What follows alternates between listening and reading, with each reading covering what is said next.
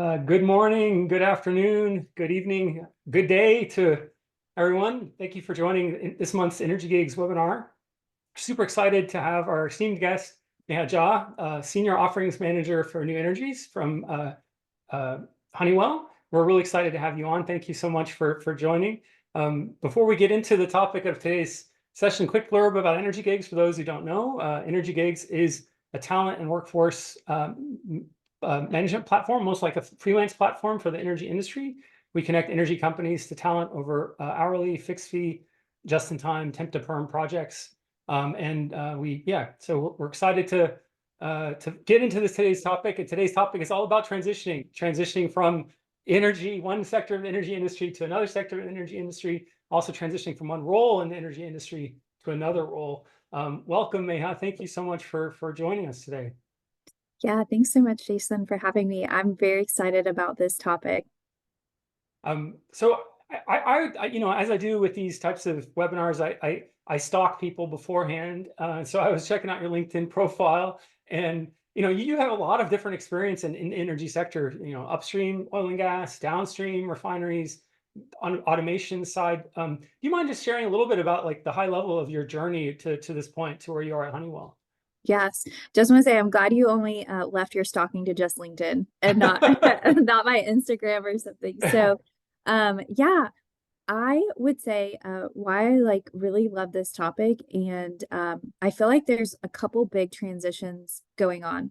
And so, we hear the word like energy transition, and then you might hear like Industry 4.0, right, which is the whole digital transformation and digitalization. And so, where I really tried to kind of as I guess like move my career is according to those two trends or one of those two trends, right? And so I feel like if you're really trying to be relevant with where the opportunities are, you'll be kind of tethered to one of those two. So I kind of originally started typical chemical engineer where like you really only think, okay, I'm going into like oil and gas in Texas, right? And I grew up in Alabama and Georgia, and I had just a big dream, and I lived in Texas for like 8 years. And so that was kind of the natural how I figured and stumbled into oil and gas originally. And I did both upstream and downstream, like you said, and the operation side. But in college, I did a lot of leadership. And so I really wanted something where I didn't have to just be purely technical and could be kind of commercial. And so I was able to kind of do a development program that allowed me to leverage engineering, but also try like the commercial side. And that wasn't really heavily in the automation space. And I would say, as I've been in the automation space for 10 years, and I've seen probably, I think, two big pivots: sustainability and then this sort of digitalization like come through in my career so far. And so I kept trying to kind of align functionally. I think I've remained pretty consistent the last 5 or 6 years with doing sort of the product industry marketing, sort of offering management side of things. But as the industry trended on, that's where I pivoted. So I think some of the big pivots I had was originally starting in refining, focused in my career just because it aligned with a typical chemical engineering background, my internships. And then there was sort of this natural progression that refineries started converting over themselves a good amount in the US. They either had to close down or they started converting over to biofuels or adding biofuels. A good amount of refineries did catch on that wave as sustainability took off and all these government regulations did. So that gave me sort of a natural pivot into the sustainability world. And then I discovered there's so much more at play with this overall energy transition. And it's even beyond the energy transition when we talk about sustainability as a whole. But for us in the energy industry, there is already enough there with the energy transition alone from an aspect of sustainability. So pivoted there. And then one of the big evolutions I had, and this was kind of a couple years ago, I realized so I was always on the hardware side, instrumentation predominantly. And I would see that my company, as well as competitors, were always kind of focused and starting to say software is the future. Software, we're investing in software, we're wanting to acquire software. You would hear things like cloud. AIML, not as much, I would say, in the last year. I feel like that has really taken off when the Gen AI kind of came on the scene. But I kind of recognized, I call it like my like spidey senses where I was like, okay, the hardware side is not getting as much focus, attention, development, investment, whether that's from a new product development standpoint, whether that is from a acquisition standpoint. And so it took me a couple steps, but then I eventually pivoted to where I am now, where I'm more on the software side. So we're, all the buzzwords of SaaS, cyber, cloud, AI/ML. And that was kind of something that I realized, a bit longer term was what a move I needed to make, to be kind of where the industry is headed. Wow, that's really cool. Like, so I'd like to dive into a little bit more into the couple of steps. You pivot over a couple of steps because I know we talk to a lot of people in the energy industry. Let's say people that are the professional upstream oil and gas drillers, and they want to get into geothermal, and they don't know those couple of steps. So like, what were those little couple of steps? Was it small projects, or like what? How did you Yeah. break that up? Yeah, no, great question. So there's a couple ways I think that have helped me pivot each time. You said a keyword with, oh, projects. And so I think the thing sometimes we think it's an all-in-one jump, but I Mm, think it's kind of very similar. If you remember your like middle school, high school days in lab, like in your lab classes or in college, where you're like, okay, what are my control variables? What are my manipulative variables? Right. And so what I think of whenever you're going through any sort of transition, the more you can actually keep constant, the easier the transition is, right? So if you can try to pivot and test out one thing. And so for me, I typically kept function consistent. So if you have a domain functional expertise, or if there's a particular technology you work with or know really well, like one of those two categories, ideally, if you keep that consistent, mm. that helps you more marketable to pivot, to kind of make a transition of saying, well, I have this domain know how, I may not know this domain know how. The other was exactly what you said. So as some of these things emerged, I noticed whether it was in my company or whether it was being part of like external organizations that like related to an industry segment, that working groups, things like that. There's different design councils, different people making, like API that make design standards that try to collect best practices. A lot of this in the emerging space or the academic space, there's usually some window you can plug into.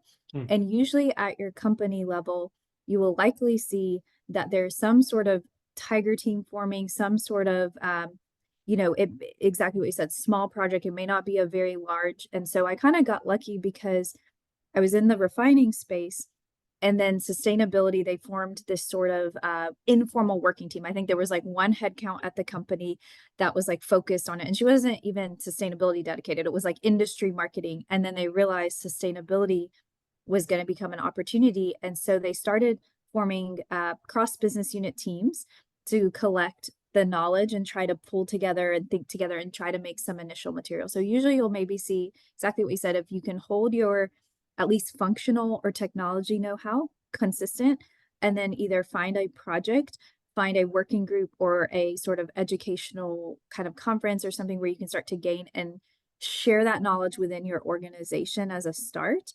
Put together a perspective. We like to use that term like at Honeywell. Sometimes for that, so that looks like a white paper that we just test out externally, right? We kind of put our thoughts together. Sometimes that's a pitch deck. Sometimes that's educating during a like lunch and learn that we have internally. So sometimes it's a little bit of a pilot that just starts to build the knowledge. That's great. And so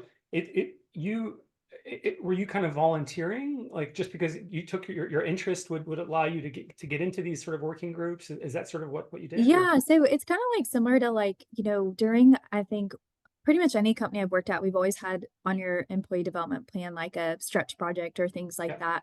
So often it gets like either your manager or people become aware of you.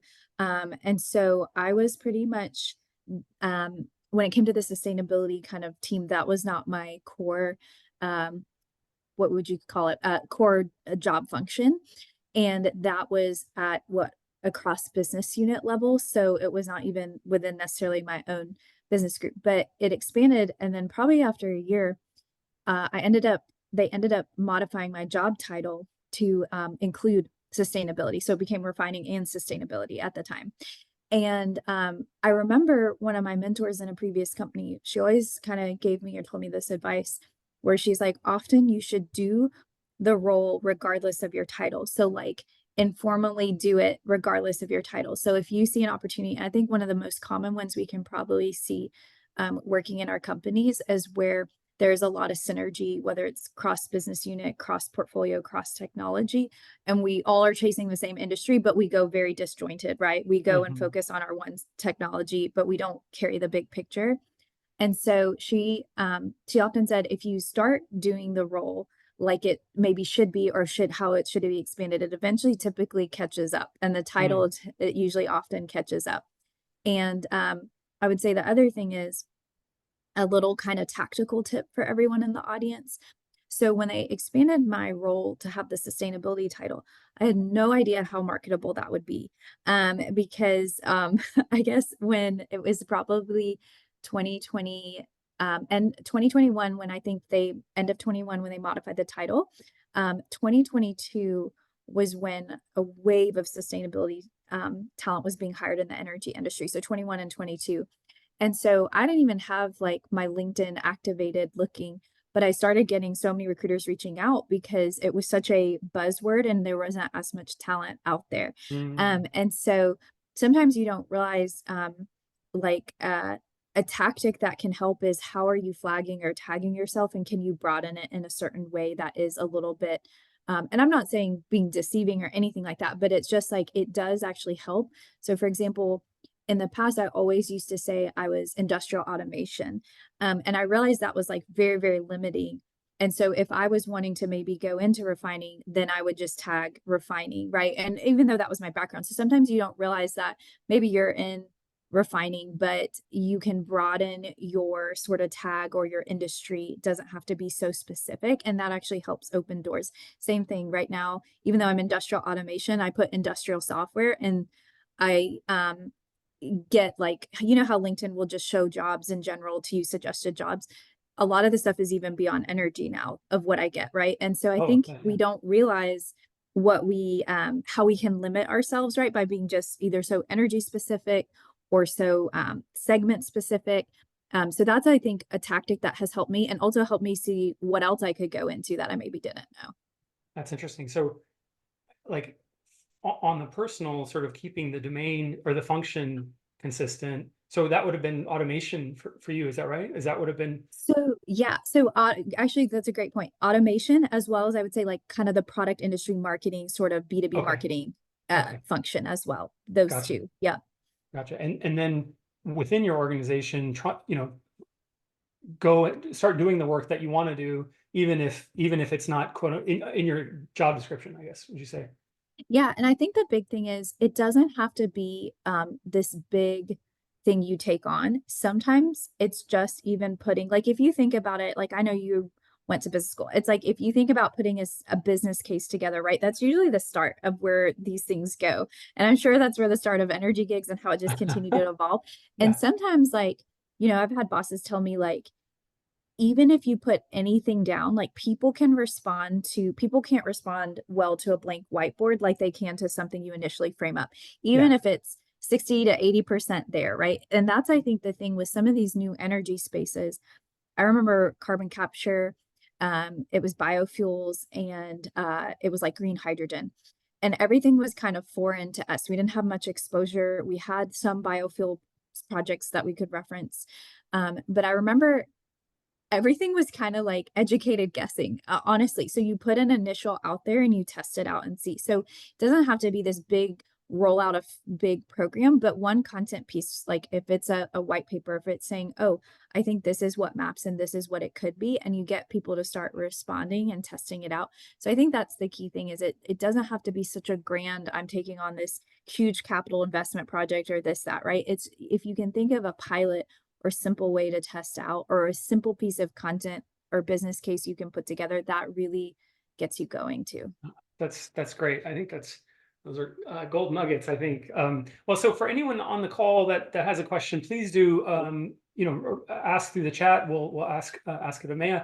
Maya, I guess a question for me is like, you know, I'm sure it wasn't smooth sailing. I'm sure you reached sort of choppy waters. Like, what were some of the big obstacles that you encountered, or were there big obstacles? Maybe it was pretty easy. Like, Yeah, so I think one of the best or easiest ways to um, because I have this conversation a lot with people, like I've spoken at different conferences around this topic. The big obstacles I usually see is it's hard to make a pivot outside of your company when you're trying to really change, right? Like it usually can be pretty tough to sell one to a new company that you will do a job function you've never done before and you know an industry that you've never done, right? So typically if you're trying to make a pivot first, I would say do it at your existing company, right? As much as you can. That would be kind of the ideal where you've already kind of proven yourself, you have a reputation, you know culturally how that works. The second is, I think I would say, especially with these new energies, so much is still so new. And so this has been a big difference coming from refining, which is a super well established, well Yeah. documented, pretty standard industry with how it operates. So one of the big challenges became how do I acquire knowledge, which is like why I really like when we talked about energy gigs a month or so ago, because it creates opportunities or a pool of access to experts or even baby projects that you can expand your resource externally. Because a lot of times, like when we ran into the sustainability stuff, there wasn't much knowledge internally. Like there was like less than 10 people that we could maybe call on. And so sometimes then it becomes figuring out those external resources like academics, trying to get funding for a conference to test out and see what you can learn and validate. One of the things I think, another little kind of tidbit, I love giving little nuggets. I think one of the big things that helped me was so some of this new energies technology, it's been around actually for a while. Like it's been in R&D for 10, 15 years. The challenge has been actually scaling it up, right? Yeah. Making it Yeah. economically feasible. And that's where, you know, now backed with a lot of government regulations, the pressures from investors, like that sort of focus on sustainability is why we're seeing more of a takeoff. But this stuff has been actually around quite a bit of time. And so one of the big things that helps beyond looking at academic resources is looking at technology licensors. So for example, like at Honeywell, we have Honeywell UOP. And when I moved over to this side of the organization, they had been making sustainable aviation fuel for like at least 15 years, you know, and I like the technology had been around initially when I was interning, and I was like so surprised because from the outside you don't realize that, right? Yeah. That this has been something their R&D team has been looking at for a while. And so I think that's the thing, those if you can figure out those process licensors for carbon capture or geothermal or whatever, right? That equipment that gets licensed. And a lot of times Honeywell UOP was dominant and is dominant, continues to be in the refining space with what they license. So some of these are core already in our space, right? They're licensors we've maybe worked with. We just don't realize they've been in this space, other areas for a while. So they usually have really good knowledge that is a lot longer than us on the technology provider side or us even on an operating side has. So, for those that maybe aren't familiar with sort of that the licensing process, Yeah. what is that exactly? Do you mind explaining that a little more? Sure. Yeah. Yeah. So if you think about, I kind of think of it the same way, like a different style value chain, right? Of like when you think of like a capital project, which is so big in the energy industry, we have so many of those, right? If you think about the actual process design of how am I going to take this feedstock, convert it over to whatever final product, right? It is all the actual equipment. So I'm not talking about your heat exchangers or your pumps, right? I'm talking about your reactors, your separators, your distillation columns, your heavy core chemical engineering, or whatever that mechanism or technology is to do that. So those technology licensors, they patent that process. And there may be two or three that are competing for just carbon capture. There may be more, but it just kind of depends on the technology. But they're very specialized in developing. So, like for example, when I was in the biofuel space, there was mainly like 3 or 4 players for green diesel technology. So they Mm. designed the reactor for it, and every licensor has their own secret sauce or variation of how they do it. But they would be selling to like the major oil and gas companies, saying, if you're going to build a plant, take my process that I have designed and how I've spec'd it out. And then goes into, then you start feeding further downstream into the supply chain that you need for energy, right? Where you then have to add your piping, your pumps, right? Your or your heat exchangers, you know, where you start going to equipment vendors, then your instrumentation, your controls, your software, your vendors for catalysts, for chemicals, right? So if you think about how our industry works, right, it really starts with that process design, right? Whatever that is, whether it's upstream, downstream, a new energy, everything has some sort of typically licensed process or piece to it. Well, that's great. I mean, so like in terms of outreach, so if you're, let's just say maybe unemployed, or you just left because you wanted to do something different, like looking at the licensors as possible for projects or for employment opportunities, is that another way that someone Sure. can use it? Or Yeah, I guess that's a great question because I would say the licensors tend to be earlier in the project cycle, right? Mhm. So the project goes through like the feasibility assessment, right? It goes through this selecting the technology. So they kind of almost have first look of like, is this project going to happen or not? They influence the project heavily on the technology selection. And then it comes to the rest of us vendors, right? On the later stages as it gets either gets built under construction or operational, right? There's so many design phases, as we know, in the energy industry that it has to pass through each phase. But really, like if you go back again to like the root, yes, the licensor starts there. They're very, very technical, as you can understand. So it's really good for heavily technical talent in terms of opportunity there. I would say, but yes, just with the way that it goes. I would also say uh some areas that I was surprised. So I've done some work with the American Petrochemical and Fuels Manufacturing Association, so AFPM. They build a community heavily around refining petrochemical, and they do a lot of policy, but they do a lot of working with refineries. So sometimes it's going adjacent into your space. So it's not an operating company, right? But it's some of these trade media or these working groups, councils that also hire people from industry. So maybe it's not necessarily a long term, but you're like you said, because our organization tends to be cyclical, volunteering or working on those working committees, whether you're employed or not, can help either build your network or help contribute in a way as well. Yeah. That's great. I mean, on a like very practical level, it translates to a bullet or two on your resume or a project on your resume that you can broadcast, right? Well, and even the network, because doing the AFPM like working council. So I did one, and it doesn't always like necessarily have to be very technical. I did one related to something that I was like passionate about, which was really around they had a committee that was like, how do I make the energy industry attractive to like people of like my generation, right? And how do we retain talent? And so it was solving a different problem, right? Not necessarily technical, but they have definitely technical groups, policy groups, so quite a bit, but that helps also with you're typically around other peers at different companies. So it helps with building your network as well. Yeah. No, that's awesome.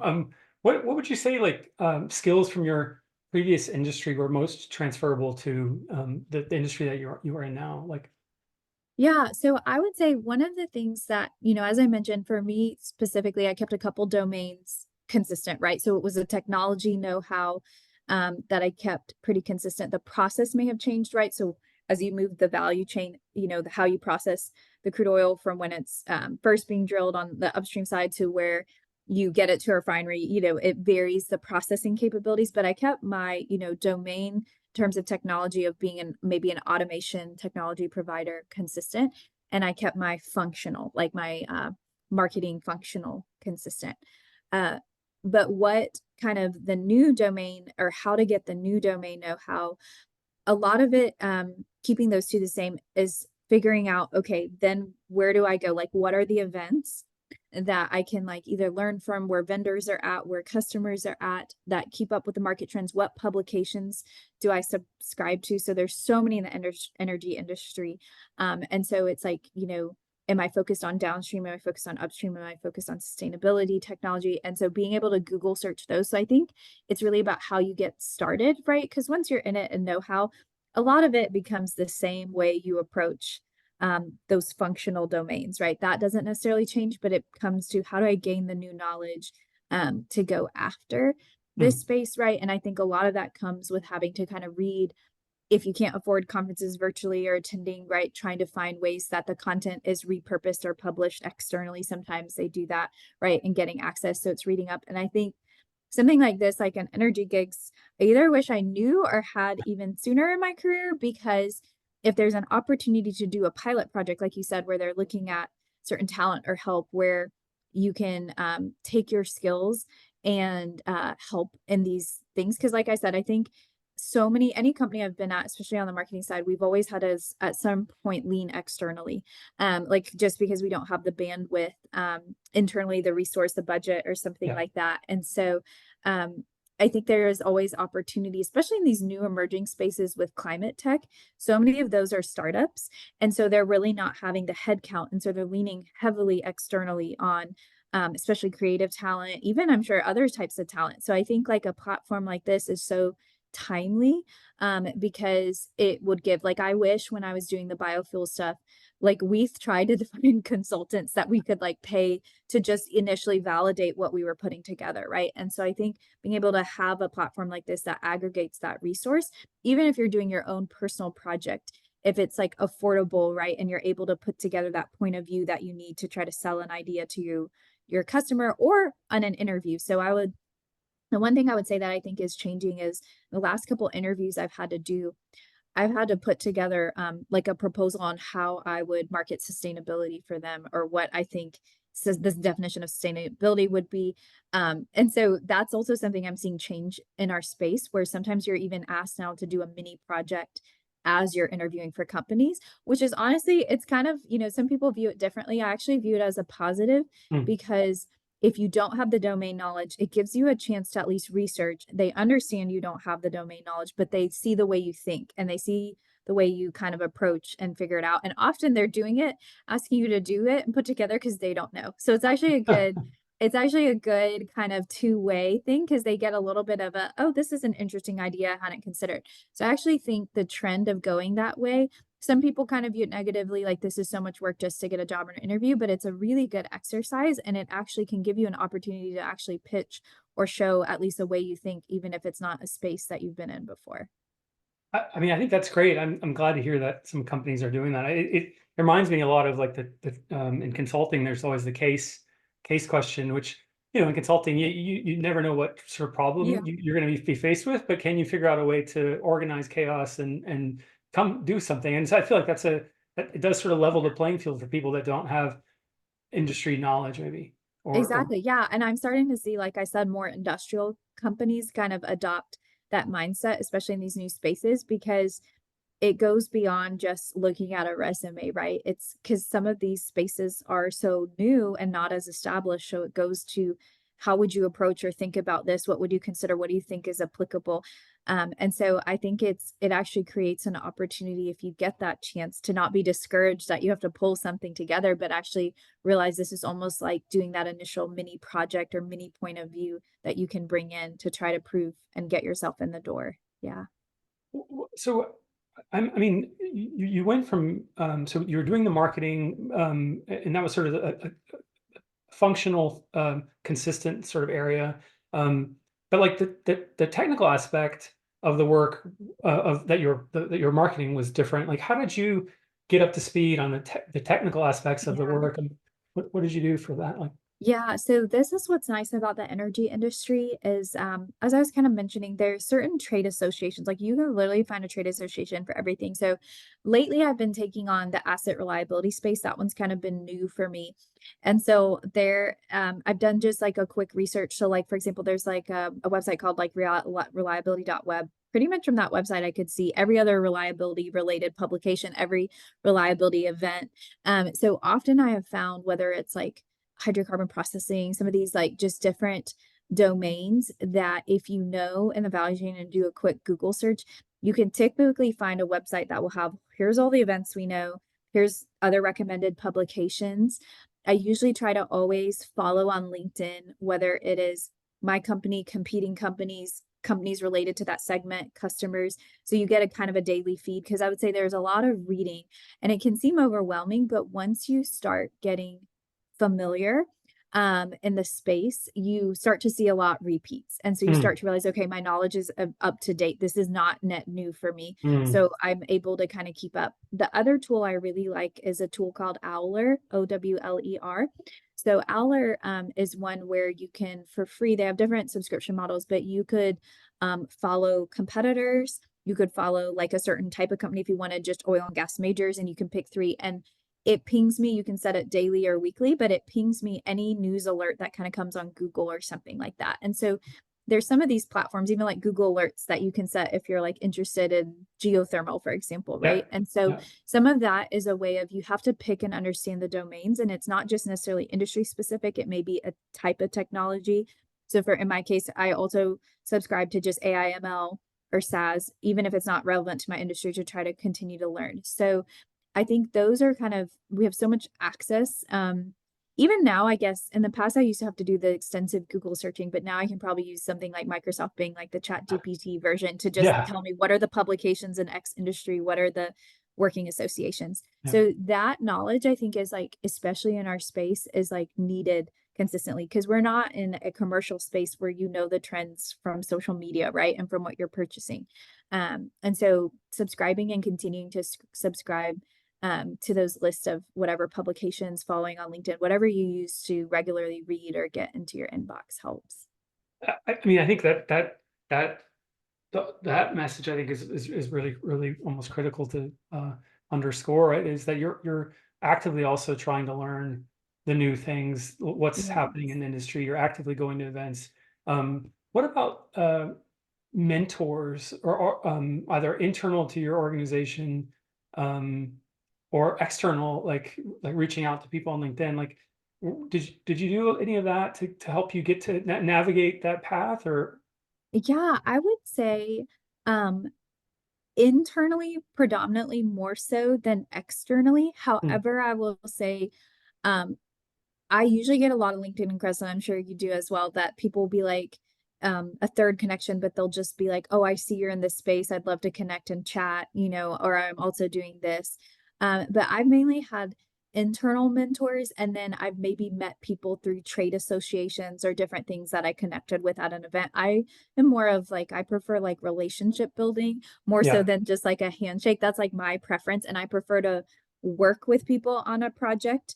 But I've done, especially in the Houston community, like I said, I lived there 8 years, and we had this conversation with your colleague Juliana earlier of how I knew her was through like Women's Energy Network, doing those events. They've got great mentoring circles. I did Women's Masters Network as well. They have a really awesome signature event where I remember we got to go to ConocoPhillips, and there was like this executive roundtable, and we got to meet around with like different people. And so I prefer that. Like in Houston has a great, I know a lot of people are probably from Houston that are going to be watching this. And so Houston has such a great, like so many different events and networks where you can like actually access and meet people in person. And like, um, I watched the geothermal webinar that you'll had someone on on your YouTube channel as well. And so I feel like the nice thing is the webinar series you guys do is like helping me identify some people that if I'm like, I need to know something, I will like shoot them a message on LinkedIn as Yeah. well. And so I think that's what's nice is like, you guys are actually creating a bit more of a public space to actually like humanize some of this new energy stuff, because sometimes when we watch webinars, it's very technical, it's not as personable, it's very slide intensive. And so I really like the series that y'all are doing here, as well as with Women's Masters Network, because I'm pretty sure after I watch the webinars or the recordings, I can probably shoot them a message and connect as needed too. So I really appreciate that as well. No, that's cool. Thank you. We'll take it. We'll take it. Yeah. Yeah. Well, so I mean, going from physical product marketing to now marketing a SaaS product. Yeah. What I mean, so I know, I used to work at a consulting firm where the VP of HR was like, I don't even know like how to hire people for this because it's not a physical product. Like, so were there any challenges with going from a product marketing in a physical sense to something Yeah. that's in bits and bytes in the? Yeah, so many for me that I'm having to learn going into the software. Like software is still new to me because there's so many technical terms that I don't know that are like programming related, like Yeah. very software engineering related, and I didn't study software engineering. Then I've got to add the data science piece with AI/ML. Then I have to add whatever cloud is, Yeah. whoever figured that out. And so there's so much. I think one of the big differences. There's a couple of huge differences that I've noticed between going from your typical hardware technology to software. Number one is the pace.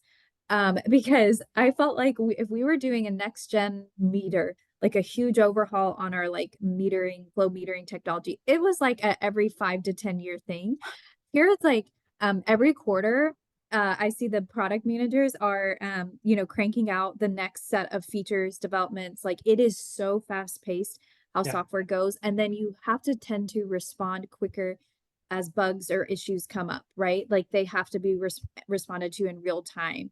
It's not like something like, oh yeah, in our next revision in 6 months to a few years, we'll improve this. Like it is very, very quick and fast paced. So the roadmap management, I feel like, is so tough. And there's so much uh capability. It's not like these are mature products, like our flow meters, valves, so many of those things, it just becomes maybe we need a new material, a new line size. Like there's a lot more stability. Whereas in software, it's like, oh, Gen AI now has come and they've now made it more cost effective. How are we incorporating that in against all these other things? So the pace is so much faster. I think the second thing I would say is a big difference I notice with software is you'll hear sort of outcome.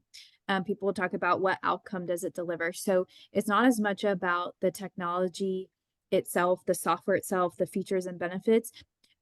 You're usually selling some sort of outcome. So in my case, I'd focus a lot on reliability and maybe emissions management, which is sustainability.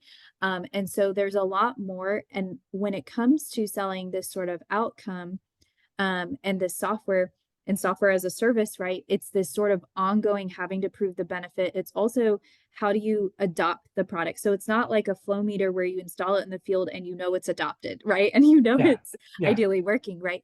There is so much more on the organizational side that's required, change management side, adoption side, user interface, that has to continually evolve and make it easier for people to use. Cause like I think just like the other day I was pulling my work phone. So I didn't know, like I was putting these phones together, my work phone and my personal phone.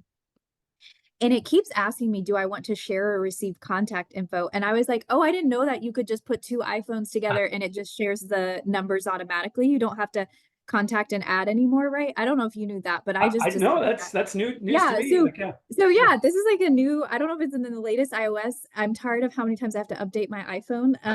But yeah, so Yeah. basically I just discovered you try it out, anyone try it out with an iPhone. You don't have to type in contact info, it just shares automatically now when you just touch two iPhones together. And I think that's my point is like with software, even when it comes to my car, when it comes to my phone, there are so many new enhancements that iPhone releases, and I am too overwhelmed to even like pay attention to what all can be done, right? There's just certain core things, but it's the same way in the industrial software space of there's so many different features and capabilities you can add on, but how do you make it simplified, communicate it in a way that people are aware and they're able to use it, right? And know that they can use it. There's way too much on my iPhone that I'm probably able to do that I just don't want to figure out. I want it to be so intuitive, right? Yeah. So it's the same thing with software. It's very different than, like you said, a physical hardware that you know you set it and you can kind of forget it, right? Or you know how it works. But so the software industry requires quite a bit more of really thinking about process, people, technology, and connecting the three together. So you're addressing all three problems, not just one. I realized my hand stood up. This is Oh, henna, by the way. I know I was like, this is a henna from, I had an event, a cultural event this no, weekend. that's cool. Like a wedding or something. Yeah. It was not a wedding, but it Oh, was like an Indian event. I know it would have been fun if it was, but yeah. So no, cool. Very cool. Very cool. Well, so could you briefly like what does what product are you marketing? Like what does sure, it do? yeah. And yeah. Yeah, so I am focused right now on, in particular, asset reliability. So asset performance management, APM is often what it was known in the industry. So basically, there's so much to the reliability maintenance space when you really think about it. And so in the past, people maybe used to go out in the field and manually inspect, right, and check the condition, put it on clipboards. And then it's progressed to where, okay, they put certain instrumentation around it. They could monitor it continuously versus Yeah. intermittent. And then they put analytics to it. But there's a lot of disparate systems. So that's like another thing when it comes to software is you're often also trying to aggregate so many different data sources and see how you can make it meaningful and insightful. And so in this case, a lot of assets like your pumps, compressors, those are really critical, often critical equipment. They're monitored differently or a different extent than your static, like your heat exchangers um, or fired heaters. Or so it's there's different modeling techniques that are deployed depending on the asset type. there's a different often level of instrumentation. Hmm. And Like so the communication protocols, right? Like SCADA or like, aren't there? different systems. So yeah, different control systems, historians, lab data, so many different sources. You also deal with data quality, which I think is any software issue of like, do we actually even have the data? And that's also a challenge for AI and machine learning is do you even have enough data to make the models work, to train the models, good quality data? So there's all these sort of challenges, but what our software focuses on is it takes the data from all these different sources. We figure out and apply the correct modeling techniques depending on like the use case. So depending on the asset type, depending how critical it is, the criticality of it, depending on your data availability, what type of model can we go with? And so we try to cover the balance of plant. So that would be instruments as well, valves, not just rotating and plant assets. How do you do it when you have different OEMs? That's another thing that manufacture this equipment and what their monitoring capabilities are. So a lot of this is this true digitalization of how do you take all of that process, put it into a single unified platform, then how do you advance the analytics to improve the prediction? Because the big thing about reliability and maintenance and what they're trying to achieve is you don't want unplanned downtime in our industry, right? It's Yeah. extremely costly, can be also dangerous depending on what causes the fault and what type of equipment it is. And so our goal is really how do we keep improving that prediction? And there's two ways, right? There's accuracy as well as giving enough advance notice that you have time to actually do something about it, right? Before a failure occurs or safety incident. So that's kind of the core. And then we integrate. So this is the whole digitalization piece where, okay, you take the data, you model it, you get a notification, you embed it with insights, right? That you help guide and say, okay, this is based on history, this is what you do, this is a recommended action, this is what we think the cause is. And then you integrate it into your workflows of, okay, then how do I tell my maintenance team what to do, right? So it's streamlining so many of these cross-functional capabilities, giving them those insights, right? And so this isn't really like an easy technology in terms of, right, it's solving so many different things. That's why it's really a programmatic approach, right? Hmm. It's really about selling the outcome of how do we enable you to do asset reliability and maintenance. It's not just a singular software, right? It's having to understand and recommend and consult on all these areas to truly do it. And I know you have a consulting background, so you can totally probably like understand a lot of is it's actually a project or a program, right? And it's an ongoing journey. It's not as simple as I buy like Microsoft Office and I download it and it's like there, right? Yeah. I In our mean, industry, it's much more complex. Yeah. yeah, the number of very different types of inputs into your system to then have a unified experience that's a Yeah. great user experience. I mean, that's all very complicated, right? Like, and And yeah, and you're solving it's not just like a what I should say an automation tool, right? It's not just a tool that's gonna like I think about like a I use like budgeting tools, right? And they aggregate all my transactions and they budget for me. It's not simple as just automating, right? It's really having to integrate into the workflow process, provide insights and expertise as well.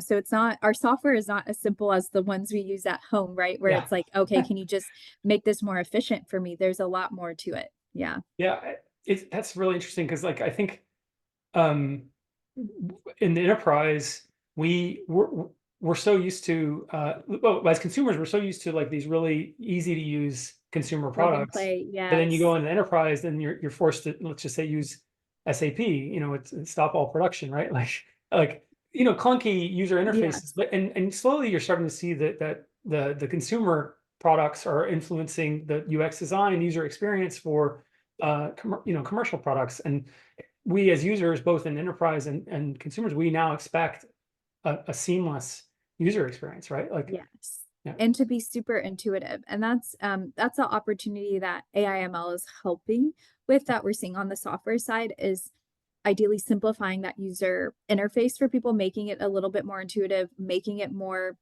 uh, intelligent with like being able to provide, okay, like you give me a result or an answer, but then what do I do next? Right. And mhm, helping guide kind of thing. So there's a lot of opportunities. But as I said, it is such a fast and evolving space. And, in the energy industry, we operate usually traditionally at a different pace. So this is taking off a lot faster than I would say like the AIML stuff that it was end of November 2022 when the sort of chat GPT became like very for public use. Yeah. And I was on the previous webinar that I did with Women's Masters Network that Energy Gig sponsored, I had shared how I don't think I've seen more end users in oil and gas reach out to us to ask how can we either embed this in products or how can we use this. And so like that's the fastest I've seen, you know, people really thinking about trying to adopt a new technology in our Wow. space. Yeah. Yeah. That's And so I was surprised to think it's only been November 2022, like really maybe a year and a half, right? And then so many people are piloting, even at the companies that I've been working at, they're piloting different ways to already use Gen AI in our own workflows and functions. So that's like the fastest I've seen something come out, right? And so it's been, you know, very, very interesting to see this pace in our field. Yeah, I Yeah. mean, that is the truth. I think when version 4.0 came out, I think I wouldn't be exaggerating if I said I didn't stay up in the middle of the night and be like, what's going to happen? Yeah. Because it was just like the pace of change. Well, so what, I mean, so you read up on a lot of material, you signed up for newsletters. Um, what else did you do to get up to speed on sort of how software is built? I mean, did you ever dabble in building software yourself to get a better sense of it, or Oh my goodness.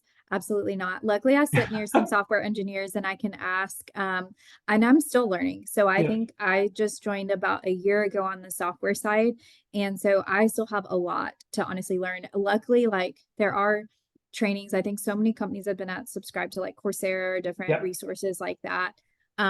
There's stuff that whether it is pure software or AIML companies or things like that, that like you know, content marketing, I feel like in the last, like since I started my career, started growing more and more, right? So where you gate content, you gate white papers, you gate ebooks. And so there's a lot of good domain like knowledge out there actually like for free that is actually more relevant to our space. And yeah. so sometimes like whether it's competitors or previous companies I've been at that I'll like look at and see what they're saying to help my learning. My own company has stuff as well. So again, it's a lot of uptake in reading and like I have to block my calendar. Like usually like Friday is a good time that I'm like, okay, all my emails that are not, you know, company related or job related that I subscribe to for info, like I have to kind of make it a weekly habit to try to read it then and flag it then so that I'm making sure I'm keeping up to speed. For me though, I will say I think this is one of the important things in roles for me. Learning how software developed is not necessarily as critical for me as learning SaaS models, cloud. Oh, What does that okay. mean? Yeah, Reliability, AI, ML, and how does that like what does that look like for the product? Like what can that help with? Or you know, some of these new markets or different industries that we can potentially take this product. So, you know, I think that's one of the key things. Whatever role you transition, there's always so much you can learn, but how do you prioritize what are the bigger things for you to learn right away? Like I think that's also critical to recognize. yeah, Especially if people are wanting to transition to a new industry. What do you need to know about that industry? Right, is like a really critical question to ask yourself because you may not need to know all the technical how the product works, but do you need to know who the job personas is, who the key companies are? How do you figure that out? And there's other things too, like market analyst reports. I'm sure, like y'all know, the nice thing about the software space, I will say, is like Gartner, yeah. some of these analysts, they do a quadrant ranking on software capabilities. So they have like a buyer's guide or things like that. So you start to see some of these resources that maybe you didn't have access to before, depending on the technology you worked on. Yeah. No, that's great.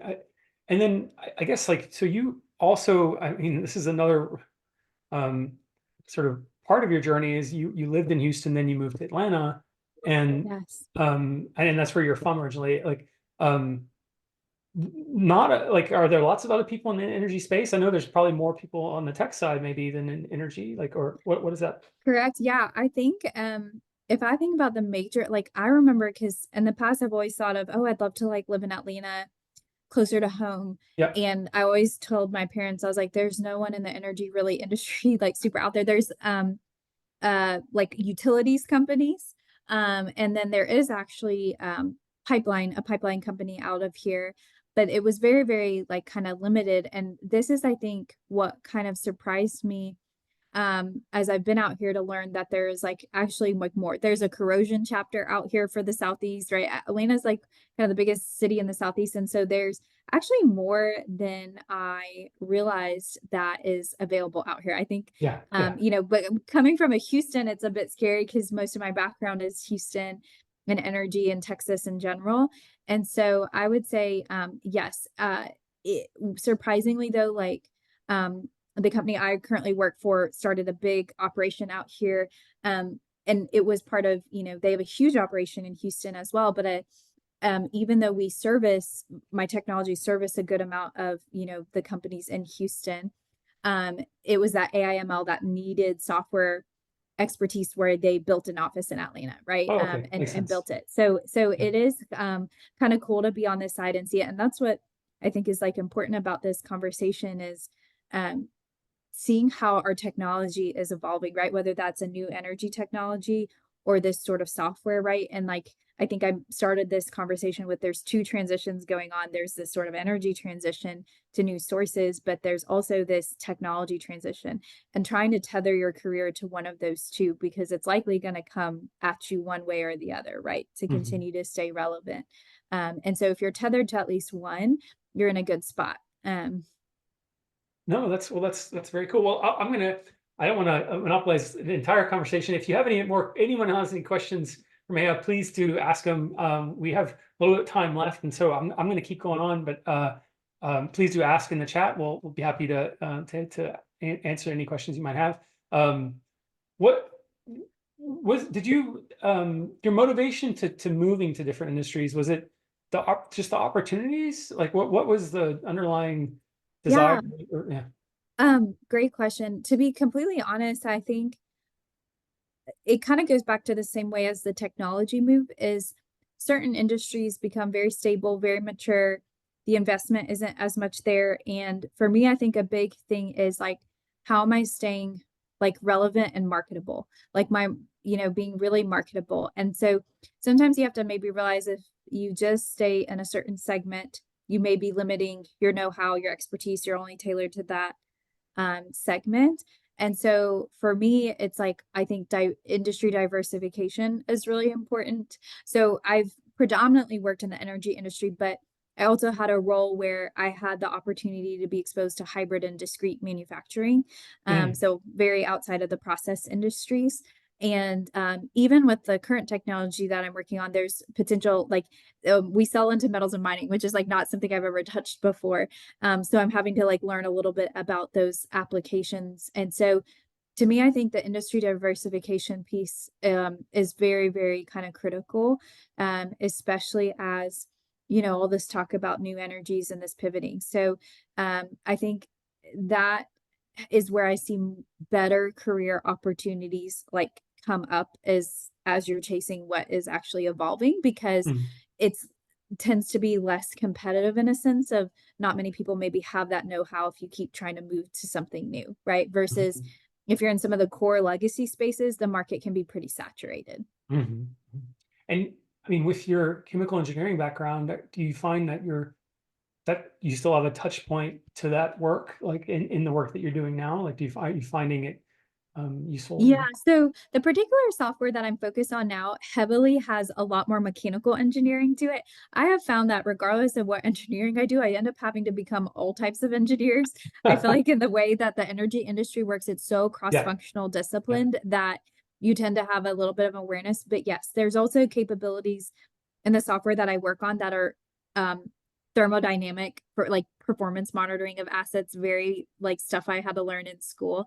And so, yes, I do find like biofuels very similar chemical engineering knowledge. So I do find again that even though functionally I do marketing on a technical side, having to learn or understand processes or manufacturing in general and how it works, having that background has helped for sure as well. But yes, all this new stuff, like I told you, software is maybe one of the disciplines I've never had exposure to in my field, right? That I'm like now having to like maybe understand a little bit more about how certain things work or like what technicalities of a product, right? And like the Mhm, features and what that means. Maybe more so from that side, not necessarily the nuts and bolts of how you code or program, but just what features do people look at when they're looking at software, right? Mhm. So did you, in terms of like training, and for anyone else listening that maybe wants to get into software, that maybe has a technical background or wants to start doing something, I mean, would you recommend like Coursera? Like, were those are the things that did you use any of that Yeah, or? so I guess when you say software, are you saying more so software engineering or being commercially like getting more involved with software, like selling it, marketing it? Probably more of like what you're doing now and sort of selling it, Commercially, marketing it. yeah. Yeah, yeah, Great question. I think the big thing, it kind of goes back to, like we said, with any transition, seeing what you can hold constant. So if you can hold like your product marketing constant, but then do you have industry know-how? That would be the second thing. So for example, this software that this asset performance reliability software, it sells into oil and gas, it sells into refineries. And so like it sells into some markets that I already have knowledge. So if you can ideally find a software that is supporting an industry you already know, that would be, so it's like kind of finding that little wedge or pivot point, right? Where you're overlapping on a certain way. And there are so many software, like different types of software that are going into some of these legacy oil and gas, or I shouldn't say legacy, but traditional oil and gas sources or spaces, right? And so, so many different types of software, like in the portfolio that I work on, not including our sustainability and our cyber, it's already like 16 different products, yeah. software products that we're selling into industrials, which is like heavily oil and gas and refining chemical. And so I think that's the thing is when you think of a pivot, trying to kind of go step by step. So it's like, okay, let me keep function the same. Yeah. Do I know an industry? I may not know the software, but I actually know the industry and I can probably understand the pain, the challenges. And so for me, like when I was at the instrumentation level, it was like at the field level, and I was just moving up the technology stack when I was doing it, right? So I kept the base knowledge the same, but worked my way up. Yeah. I I mean, I think that's a very tactical, very good plan of attack. You know, I think I do apologize. I mean, I think I blew through our allotted time and I didn't No even know it. worries. I really enjoyed the conversation today. Yeah. Thank you so much for sharing your time, your wisdom. If anyone has any additional questions, can they reach out to you? Absolutely. Okay. Please do. And I know this is like, honestly, I think this is such a great topic you picked. I think your platform helps with being a tool or a bridge to also helping people connect that we maybe didn't have in the past as a resource. So I'm like really excited for energy gigs and like all that it'll like bring as well to help. But yeah, this is something that I often like when I've given talks at conferences, so many people will come up saying they want to make some sort of transition, whether it's like functional within their company, a different department, a different division. So I think, this is like awesome. And I hope that the audience has some tidbits that they can like take and be practical and help them out. So thank you for this time. No, well, yeah, it's super excited. Thank you so much for joining again. Thank you everyone for joining. We'll be recording. I mean, we have been recording this session. We'll be posting the show notes and sending it out to everyone that joined. And yeah, Meha, thanks again. Have a great rest of your Thanks, day. Thank you, Jason. everyone. Yeah, thank you. Bye, Bye. y'all.